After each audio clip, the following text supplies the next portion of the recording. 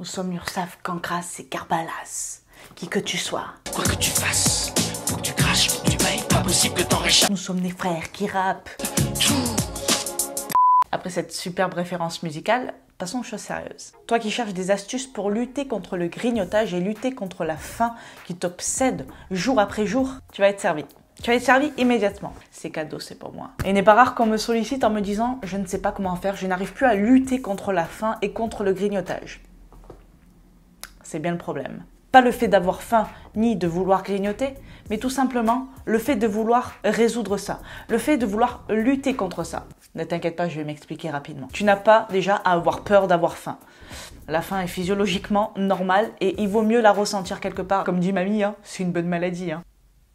Ouais, elle a dit ça. La faim n'est pas un problème, c'est la façon dont tu l'aperçois et la façon dont tu y réagis qui l'est véritablement. Énormément de personnes évitent d'avoir faim et les régimes à la mode multiplient les superbes techniques tout aussi farfelues les unes que les autres pour lutter contre la faim. Hein, on connaît tous le brossage de dents, le chewing-gum. Hein, au bout du 10e chewing-gum, t'en peux plus, t'es tellement ballonné qu'on a envie de te faire exploser.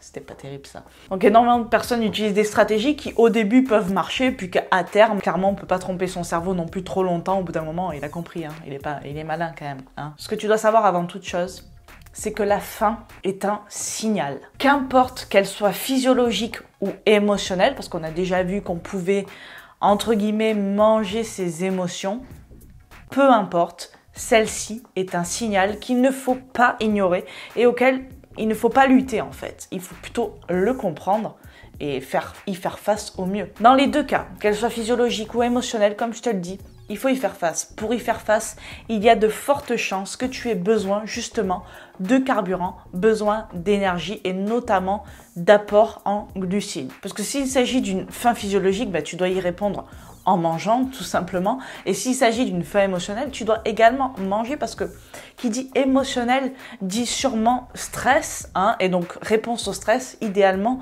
il faudrait faire au mieux et remplir tes stocks d'énergie et notamment en glucides. Ça ne veut pas dire que tu dois ressentir ton émotion à travers la nourriture.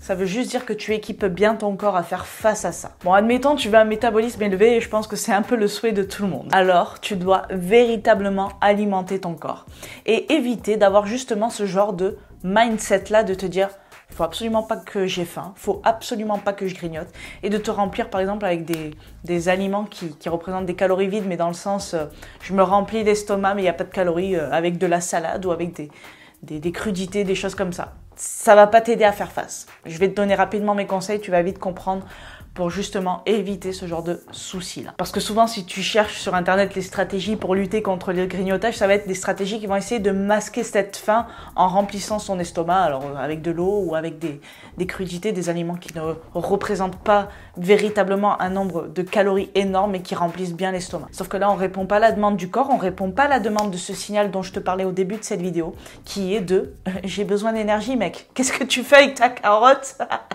Je te ma gueule. Moi, j'en peux plus. Là, j'en peux plus. J'ai besoin d'énergie. Je suis en situation de stress. Qu'est-ce que tu me fous? Tu me fous un cœur de laitue? On parle pas de la même langue. Je crois qu'on va se séparer.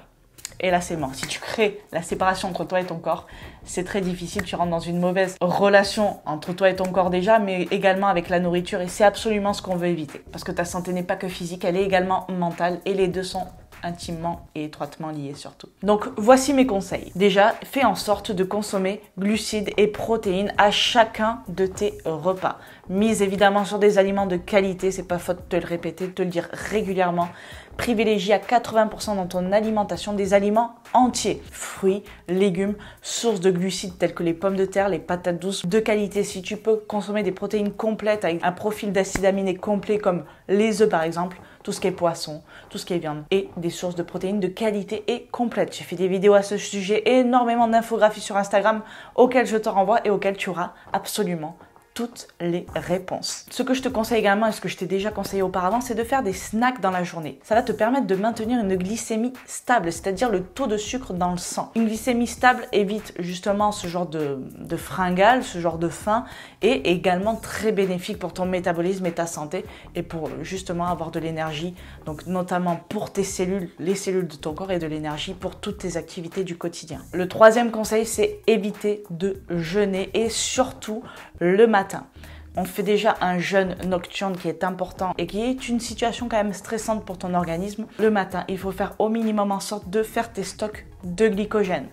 Pour là-dedans et pour là-dedans. Mon quatrième conseil, c'est de miser sur les glucides riches en nutriments. Les fruits, les jus de fruits également. Oui, les jus de fruits, j'en ai déjà parlé. Même s'il y en a qui vont me dire, ouais, mais du coup, il y a beaucoup moins de nutriments dans le jus de fruits.